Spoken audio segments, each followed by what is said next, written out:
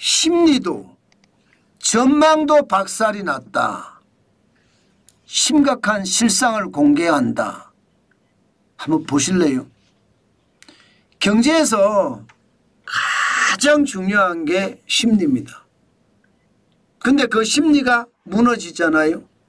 그러면 소비를 안 합니다. 소비를 안 하잖아요.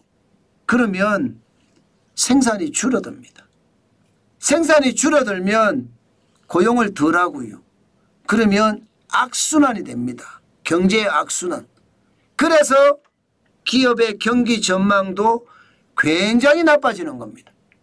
보실래요? 이거 한번 보십시오. 소비자 심리 지수입니다. 한국은행이 발표하거든요. 2024년 12월에 88.2까지 떨어지더니요. 1월에는 91.2로 좀 좋아지기는 했습니다. 2월에도 95.2로 좋아는 졌습니다. 그렇지만 기준선이 100이에요. 100보다 한참 아래죠. 게다가 12월, 1월, 2월까지 아래잖아요. 그러면 여러분 심리가 나빠졌다는 뜻이니까 소비를 하겠습니까? 돈 안 씁니다. 코로나 팬데믹 때 2020년 4월에 70.8까지 떨어진 적도 있고요. 2022년 7월에 86까지 떨어진 적도 있습니다. 11월에도 86.6이요. 이때는요. 재난지원금이나 손실보상금이 있어서 그나마 경기가 조금은 돌아갔습니다. 그러나 여러분 2024년 2023년 이때를 생각해 보세요.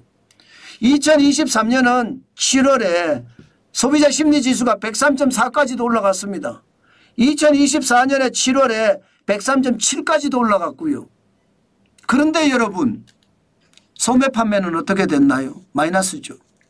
계속 마이너스였어요. 그만큼 굉장히 어려웠다는 뜻이에요. 심리가 나빠져서 소매 판매가 완전히 무너졌다는 이야기거든요. 실제 보시면 2024년을 기준으로 봤을 때 전국에서 소매 판매 지수가 2.2% 떨어졌거든요. 마이너스 2.2%입니다. 그러다 보니까 서울부터 제주까지 전국에서 말입니다. 세상에 이런 일은 한 번도 없었습니다. 모두가 소매 판매 지수가 마이너스입니다. 서울도 마이너스 4.4%, 경기는 마이너스 5.7%, 대구도 마이너스 3.7%고요.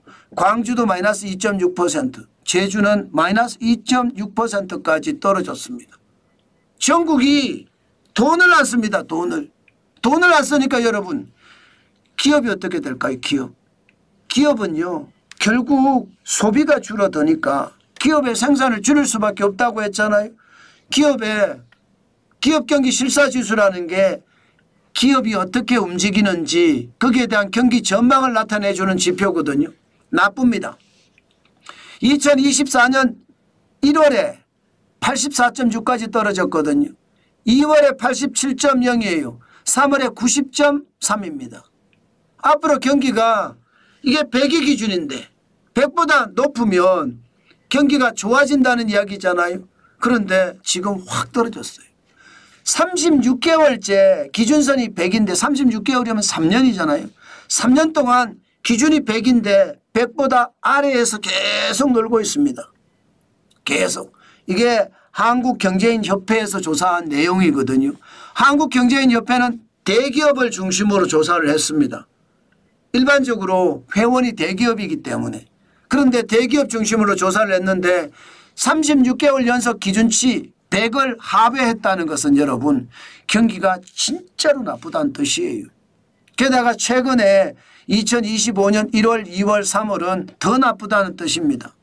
그만큼 소매 판매가 일어나지 않으니까 기업의 경기가 꼬꾸라졌다 이렇게 얘기해도 틀리는 말이 아니라는 뜻입니다.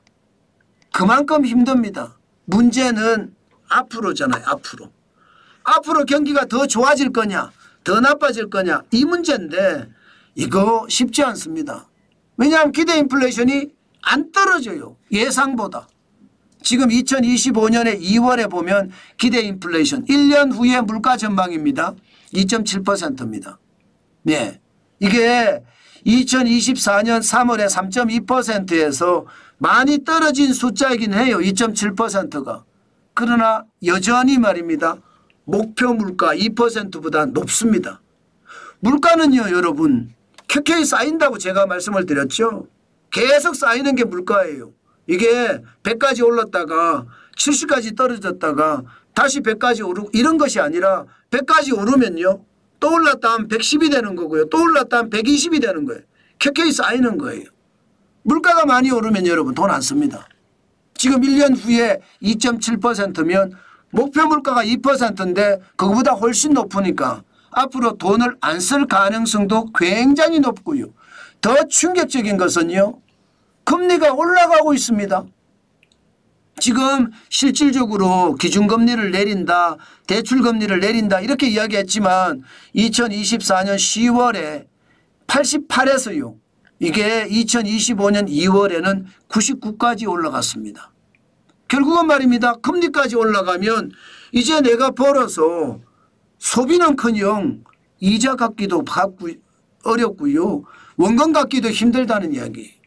그렇게 생각을 하면 여러분 시장에 저는 앞으로도 더 어려워지는 그런 양태가 되지 않겠느냐 저는 그렇게 생각을 합니다. 결국 말입니다. 시장 전체적으로 좀 어렵다는 거 현실적으로 나타난다 이런 얘기입니다. 여러분 경제가 제가 좋아지기가 당분간 어렵다고 말씀을 드렸는데 그게 현실이라는 거 오늘 또 한 번 여러분들에게 강조해 드립니다. 그만큼 말입니다. 경제가 좋지는 않습니다. 지표가 좋으면 제가 여러분들에게 좋다 그렇게 말씀을 드리겠지만 지표가 좋지 않아요. 그러니까 경제 자체는 앞으로도 저성장의 어떤 깊이가 더 깊어질 가능성도 있다는 것 다시 한번 강조해 드립니다. 그만큼 쉽지 않다는 뜻입니다.